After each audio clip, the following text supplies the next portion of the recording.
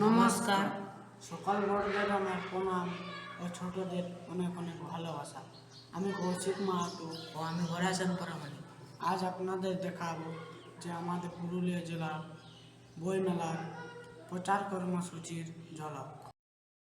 বইমেলায় সকলের সাথে কথা বলে বুঝলাম সবার মনেই এই এসবিএমজি আইএইচএইচএল এর আবেদন নিয়ে অনেক প্রশ্ন আছে, তাই আমরা এলাম কিছু প্রশ্নের উত্তর দিতে। প্রথম প্রশ্ন, কে এই আবেদন করতে পারবে? তো এর উত্তর হলো, আবেদনকারীকে ভারতের স্থায়ী বাসিন্দা হতে হবে, নাগরিক ও তার পরিবারকে গ্রাম বা গ্রামাঞ্চলে বসবাস করতে হবে, নাগরিকের বয়স 18 বা তার বেশি হতে হবে, তার পারিবারিক মাসিক আয় 10,000 টাকার বেশি হবে না।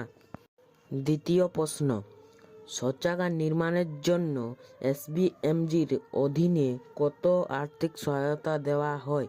তো এর উত্তর হলো, স্বচ্ছ ভারত মিশন গ্রামীণ শৌচাগারের অধীনে নির্বাচিত নাগরিকদের 12,000 টাকার আর্থিক সহায়তা দেওয়া হয়। তৃতীয় প্রশ্ন, কি কি প্রয়োজনীয় নথিপত্র লাগবে আইএইচএইচএল এ আবেদন করতে? তো এর উত্তর হলো, Aadhaar card, voter card, email ID, ব্যাংকের পাসবই ও মোবাইল নাম্বার।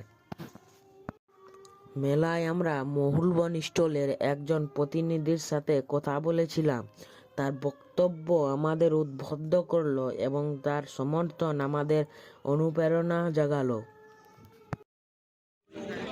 না না একদমই বাড়িতে বাড়িতে শৌচাগার নির্মাণ করতে বলছে, গভর্নমেন্ট তো কিছু প্রজেক্ট করছে। আর এটা কিভাবে বন্ধ করা যেতে পারে? এবং মানুষকে সচেতন করতে হবে, সচেতন না হলে তখন কোনো কিছু হবে না, মেনলি সচেতন। এবং গভর্নমেন্টের সঙ্গে ইনিশিয়েটিভ করে তাদের বাড়ি শৌচাগার নির্মাণ করে দিতে হবে, এটা একটা দায়িত্ব নিতে হবে।